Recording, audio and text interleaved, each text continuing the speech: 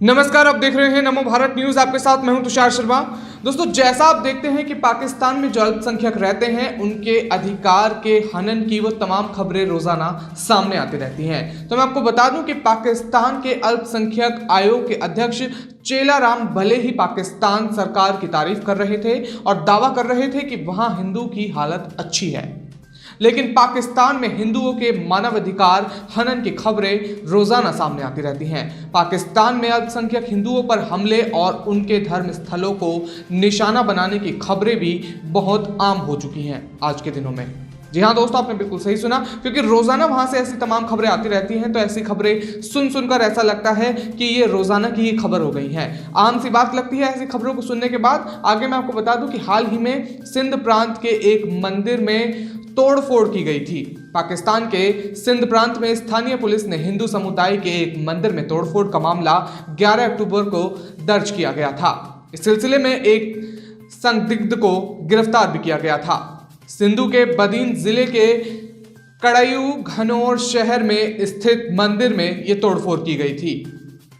कड़ायू घनौर शहर में हिंदू समुदाय के कोहली, मेघवाड़, गुवरिया और कारिया समुदाय के लोग रहते हैं। जी हाँ दोस्तों, आपने बिल्कुल सही सुना, और वे सब पीर मंदिर में पूजा अर्चना करते हैं। पाकिस्तान के पेशावर स्थित प्राचीन हिंदू मंदिर पंच तीरथ को पिछले साल 2019 की अगर हम बात कर लें तो 2019 में राष्ट्रीय विरासत घोषित कर दिया गया था और उसे पूजा के लिए दोबारा खोलने का ऐलान किया गया था, मगर दो पक्षों के विवादित दावों की वजह से इसे दोबारा खोलने का काम रोक दिया गया था और यह अब तक नहीं खुल पाया है। हिंदुओं की लड़कियों के जबरदस्ती धर्मांतरण कराए जाने और मुसलमान युवकों से शादी कराने की खबरें भी सामने आती रहती हैं। जैसा आप देखते हैं वहां से रोजाना तमाम ऐसी खबरें आती रहती हैं कि हिंदुओं का या अल्पसंख्यकों का धर्मांतरण हो रहा है और साथ ही उनके साथ वहां पे दुर्व्यवहार किया जा रहा है। ऐसी रोजाना की तमाम खबरें आती रहती हैं। अभी हाल ही में एक खबर सामने आई थी कि पाकिस्तान के सिंध प्रांत के रेगिस्तानी इलाके थार में पुलिस के मुताबिक बीते साल कथित तौर पर रेप का निशाना बनने वाली एक हिंदू लड़की ने इसी महीने की 3 तारीख को आत्महत्या कर ली थी। जी हाँ दोस्तों, उन दौरान की हम बात कर रहे हैं और पुलिस के मुताबिक लड़की को धमकियां मिल रही थी और ब्लैकमेल किया जा रहा था। ये घटना थरपारकर जिले के डालना जोटर गांव में हुई थी। पीड़िता ने एक कुएं में कूदकर आत्महत्या कर ली थी और पुलिस ने पीड़िता के परिजनों के शिकायत के आधार पर आत्महत्या के लिए उकसाने का मुकदमा दर्ज कर इस मामले में एक व्यक्ति को गिरफ्तार किया था।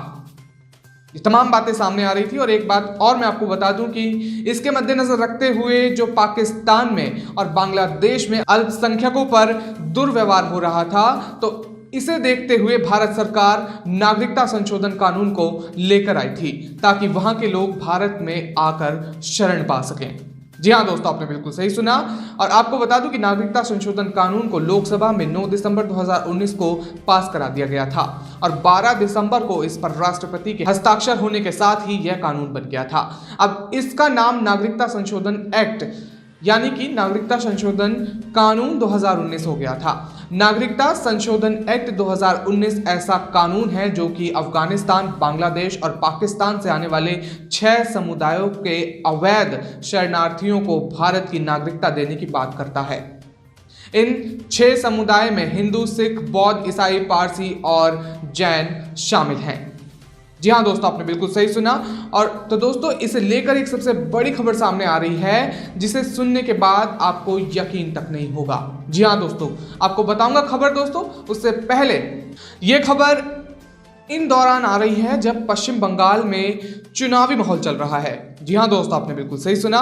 और पश्चिम बंगाल में आपने गौर किया होगा, अगर हम पीछे की बात कर लें, मतलब बीते दिनों की बात कर लें, तो एक पश्चिम बंगाल की ही नेता ऐसी थी जो CAA यानी नागरिकता संशोधन कानून का विरोध कर रही थी।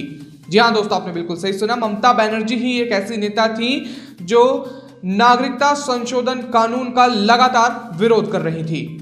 तो अब आप ये बताइए कि जैसा आप देख रहे हैं कि अल्पसंख्यकों के दुर्व्यवहार हो रहा है और इसके मद्देनजर रखते हुए आपके जहन में क्या विचार आते हैं, ये आप हमें नीचे दिए गए कमेंट बॉक्स में लिखकर जरूर बता दें। जैसा आप देख रहे हैं कि पाकिस्तान और बांग्लादेश में तमाम अल्पसंख्यकों के साथ दुर्व्यवहार किया जा रहा है। जैसा आप देखते हैं जो पश्चिम बंगाल की मुख्यमंत्री है ममता बनर्जी, किस तरह से वो विरोध कर रही थी नागरिकता संशोधन कानून। तो मेरा सवाल आपसे ये है कि जो अल्पसंख्यक रह रहे हैं पाकिस्तान, बांग्लादेश या अफगानिस्तान में, ना तो वो भारत में जी सकते हैं ढंग से क्योंकि ये तमाम नेता उन्हें जीने नहीं देंगे, और जहां वो रह रहे हैं वहां उनके साथ दुर्व्यवहार किया जा रहा है। तो आप मुझे ये बताइए कि ये अल्पसंख्यक आखिर जाए तो जाए कहां?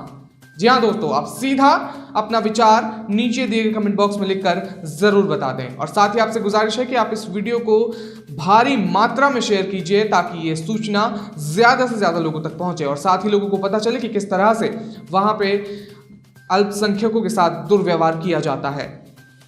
तो खबर में आपको बता दूं कि किस तरह से बांग्लादेश में 2020 में विभिन्न घटनाओं में कम से कम 139 हिंदुओं को मौत के घाट उतार दिया गया।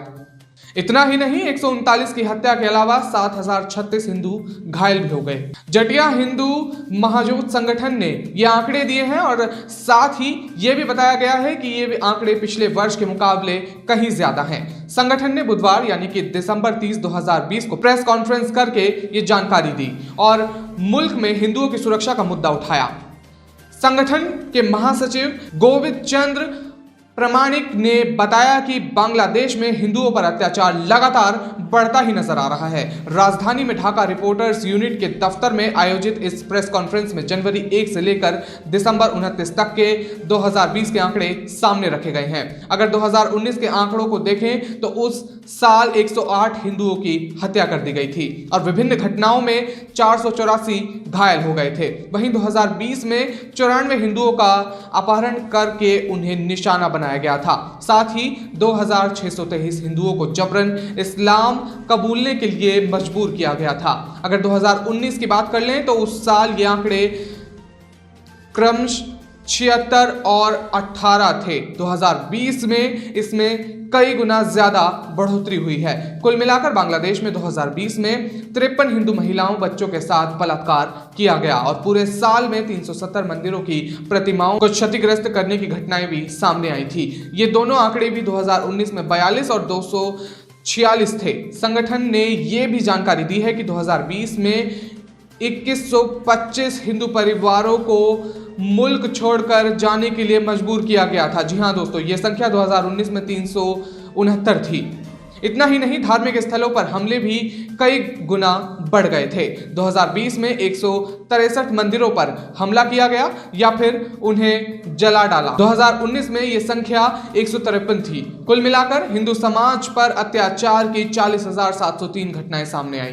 2019 में यह आंकड़ा 31,505 था। आपको बता दूं कि बांग्लादेश से हिंदुओं के अपहरण, जबरन धर्मांतरण, हिंदू महिलाओं के बलात्कार और मंदिरों पर हमले, प्रतिमाओं को तोड़ने की घटनाएं सामने आती रहती हैं और अंतर्राष्ट्रीय मीडिया भी अल्पसंख्यकों के खिलाफ हो रही है और इस अत्याचार पर मुखर नहीं रहता।